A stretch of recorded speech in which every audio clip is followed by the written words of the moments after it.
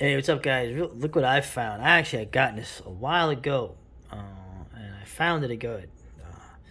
The old Fangoria. Look at this, man. Look at this, man. When I show you the hit and runs vids, I always think of how awesome Fango used to be back in the day. This is in '94. I thought it was '93, but this was from 1994, and you get an example of the true diversity that you have in Fangoria. And I'm not gonna go over everything. I just want to give you an example of how cool the '90s were in terms of this.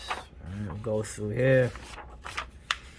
Um, this is called Tim Ritter. He talk about a like a no budget filmmaker. It was interesting. He wrote a letter in here. Pretty good stuff. He was one of the first guys to shoot on video. He also shot a 16mm film, but he shot on video. Obviously, it was the only way to make these films. I told you about how much even 16mm lab costs were in like the hundreds of thousands of dollars. So it's cool that he was writing in a thing about where he likes that Fango, covered mainstream stuff and the indie stuff. You had to do both. Fantico, right? You still had mail order. Fantico. Oh, they were in Albany. I didn't know that. You had like the horror comics. You had vinyl model kits. Oh, look how pricey that was even back then. Oh, Hills of Eyes. Yeah, man. What a friggin' movie. What a movie this was. Wes Craven. Hills of Eyes, man. That's... I keep saying that's our future. Yeah. Forget science fiction. It was horror that was prescient. Look, remember Darkness? I was going over Darkness. Right, it was on, was it Film Threat Video? You would get the video cassette. How much was it? Let's see. Oh, man, $30. Yeah. Oh, look, then you have, I'll go over how do you say his name? Buttergate Films. Necromantic, The Tallest King. Yeah, $30. This dude, I remember this guy, David Shaw. I never thought this guy was not, I never thought anything he said was, I don't know, whatever. I never thought he was all that. Like, you remember this movie? I remember Ray Liotta was in it. Rest in peace, man.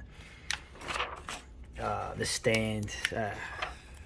You see how the video, I used to have video, Carnosaur. Remember, just going through here. Yeah, the Universal stuff. This is all video cassette. You could laugh. VHS. What you had. I fucking hate John Waters. It's just, I don't know. Let me shut up. Wow, look at these masks. I kept talking about the big thing was these studios where they would make all these crazy masks. And these guys were really good. Who is this? I'm sure they don't exist now, but man, this was a thing back in the day. This is a thing.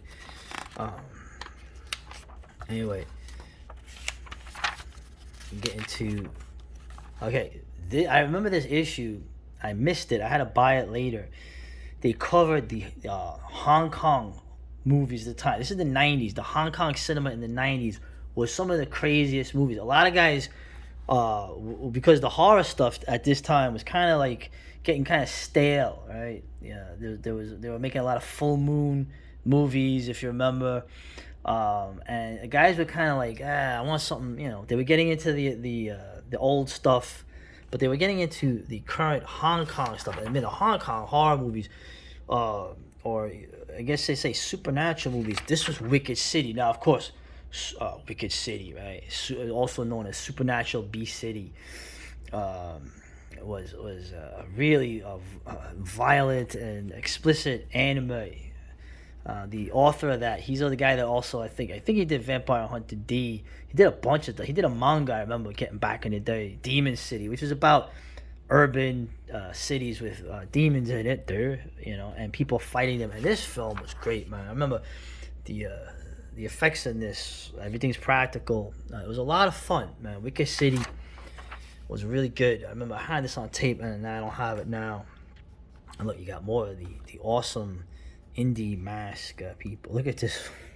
Look at this one. I like that. It was a lot of fun, man. There was a lot of things here. This one. This was when I read this. Right? Mike Ingold did this. All credit to him. Did a great expose of the.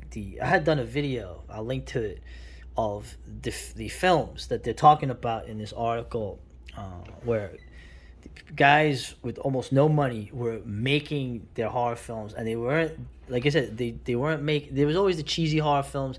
Those are great. Those are fun, but these were like these were like the serious ones, the dark ones. These are the people trying to use this technology to make films in the vein of like the 70s grim serious horror stuff, rather than like the jokey stuff, or I don't know, the campy stuff.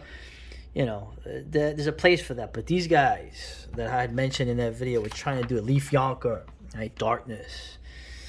Scooter McCrae was Shattered Dead, Ozone, right? J.R. Bookwalter, and they were showing, you need tons of equipment for a proper film shoot, but video could just go out and do it. I just remember reading this over and over, and not buying the magazine. I guess I didn't have the money at the time. I don't know. I saw a mistake here too. Long Island Lens Tail, Shattered Dead. Actually, it was shot in Middletown, upstate New York. Another upstate city, New York, upstate New York City casualty of the modernity.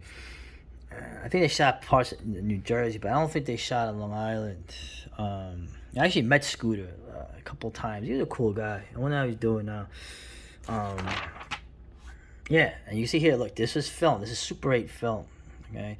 Which they thought Super 8 film was going to be extinct, but it's making a comeback, right? Because there's something about film. But in general, this is what made me want to do my own little movies like you've seen. And I've been working on one. We'll see if I can get it out in time for All Hallows Eve. But this was always an inspiration to me. When I saw this, I said, you know what? You can do this.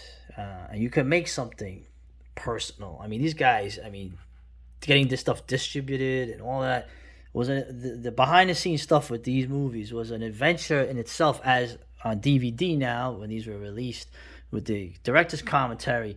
Probably more entertaining at this point than the films themselves. You know how that goes. But in this case, it's really the case. But man, this was great. This just look how cool the old Fango was, man. You covered your cheesy, forgettable, the Freddy Krueger wannabe stuff. You covered, your Stephen King. Okay, but look, they covered an awesome film from Hong Kong cinema. They covered these guys just starting out, right? They covered the real classic stuff, the old good movies, right? The Hills of Eyes. And here, this is this guy, Guillermo del Toro. This movie was a decent movie. I remember renting this, Kronos. Not a fan of Guillermo del Toro. I think he's a bit overrated. I also have a problem with bourgeois, lefty types in terms of with the films, and it does come across in some of his movies. I don't want to hear it. And this creep, he's a great actor, but he's a creep, right? Still, this was a decent movie, but like I said, not the biggest Guillermo del Toro fan. Probably better off they didn't make At the Mountains of Madness. And just putting it out, just seeing here. What is that? Oh my God! Wait, they had a female. They had a female Cenobite back in the 90s. I can't believe this. And of course, you got the Thomas Ligotti. Interesting. This is he was actually he became popular in the late 80s, early 90s, back in that scene when you still had a big horror scene, but they're already pointing out how this guy is, right? The dark reality. And like I said, I always think Ligotti's more of a Poe of the 21st century than a Lovecraft, but whatever. It's cool what you see here. What is it? Just ran out the back. You got the back issues. The classifieds. I mean, video search of America, right? Threat Theater. These are the things I was talking about, right? The bootleg, mail order videos, right? They don't have Midnight Video right here, but they were like my favorite. Actually, they were real. Those guys were awesome. Copley, Pennsylvania, man. And, what is this? Weekend of Horrors in L.A. I remember the one in Hotel Pennsylvania, but they used to have it all the time, all over. I'm trying to think. Now, real quick, this is funny, right? Scooter says, I feel it's gonna be someone with a camcorder and a functioning brain and some talented friends that we're gonna make the next great horror film. Well, obviously, the Blair Witch was probably 5 years away from this, so that's an example of it. That's just, dude, Blair Witch is a great movie. In the end of the day, the last broadcast also I throw in there because that's a film that it gets mentioned in the background, but that came out technically before, but whatever. In terms of found footage, and now you have people with almost no money making analog horror where you don't even have even actors most of the time in them, making some really creepy short, totally YouTube or online videos, not even getting distributed like these things were. So this thing continues. The DIY continues for some stuff that's effective, right?